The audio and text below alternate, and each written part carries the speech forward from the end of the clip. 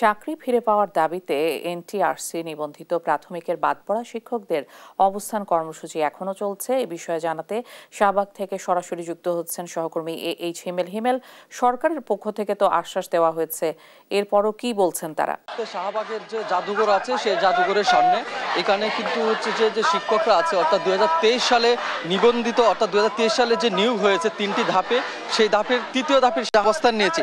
তারা যেটি বলছেন 2023 সালে 3টি ধাপে প্রাথমিক শিক্ষক নিয়োগের যে বিষয়টি ছিল সেখান থেকে কিন্তু প্রথম এবং দ্বিতীয় ধাপের শিক্ষার্থীরা কিন্তু ইতিমধ্যে চাকরিতে জয়েন করেছে এবং তারা কিন্তু চাকরিতে বহাল আছে।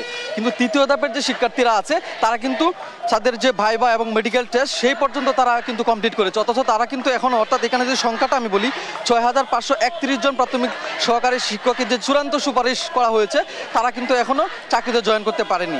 সেটার জন্যই কিন্তু তারা আসলে বিক্ষোভটা করছেন। অর্থাৎ এই 2024-এর যে গণ অভ্যুত্থান, জুলাইয়ের গণ অভ্যুত্থানের পরপর কিন্তু আসলে এই সুপারিশপ্রাপ্ত শিক্ষকদের চাকরিতে জয়েন করার কথা ছিল, কিন্তু এটা সর্বশেষ ডিসেম্বরে জয়েন করার কথা ছিল। কিন্তু এই কারণেই কিন্তু তারা এখন আসলে বিক্ষোভ করছে এবং আন্দোলন করছে যে তাদের হচ্ছে ডিসেম্বরের মধ্যে জয়েন করার কথা, কিন্তু এখনও তারা আসলে তাদের জয়েন দেওয়ানো হচ্ছে না। সেজন্য তারা সরকারের প্রতি এই দাবিগুলো জানাচ্ছেন। আমরা যদি এইখানকার যে বিক্ষোভকারী অর্থাৎ আন্দোলনকারীরা যারা আছেন, যারা বিক্ষোভ করছেন, তাদের একজনের কথা যদি আমি জানতে চাই, আমি এই মুহূর্তে চেষ্টা করবো ওনার কথা জানার জন্য। আপনি একটু বলবেন যে আপনাদের যে নিয়োগ, সেই নিয়োগের ব্যাপারে আর যে আপনারা আন্দোলন করছেন সেই আন্দোলনের বিষয়ে আপনাদের শেষ দাবি আসলে কি চাচ্ছেন আপনারা? আসলে আমরা অনেক দাবি নিয়ে আসি নাই, আমরা একটা দাবি নিয়ে এসেছি, সেটা হচ্ছে যৌক্তিক দাবি।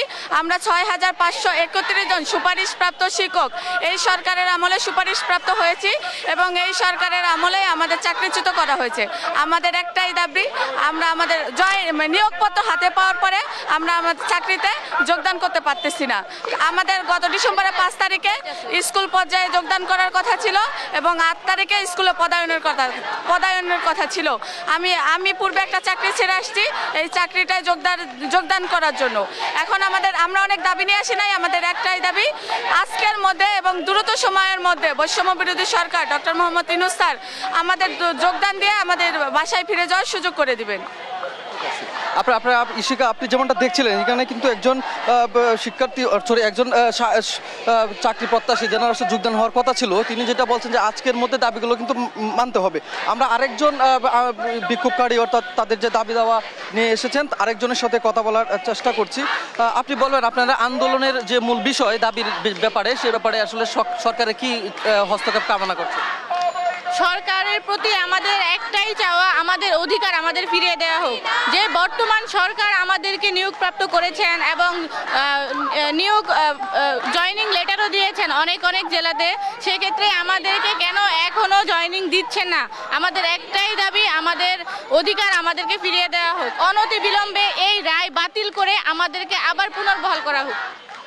এখানে উনি যেটা বলার চেষ্টা করেছেন, তাদের রায় বাতিল করে আবার হচ্ছে যে তাদের যে পূর্ণ বহাল অর্থাৎ তাদের যে চাকরিতে জয়েন করার যে বিষয়টি, সেই বিষয়টি কিন্তু ওনারা বলছেন যে দ্রুত সময়ের মধ্যে সমাধান করতে হবে।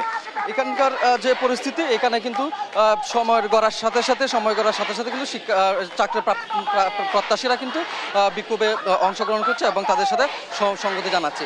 শাহবাগ থেকে আমার কাছে এই ছিল সর্বশেষ ইশিকা। হিমেল, অনেক ধন্যবাদ আপনাকে। চাকরিতে পুনর্বহাল শিক্ষকদের দাবি দেওয়া নিয়ে বিস্তারিত জানছিলাম সহকর্মীর কাছে।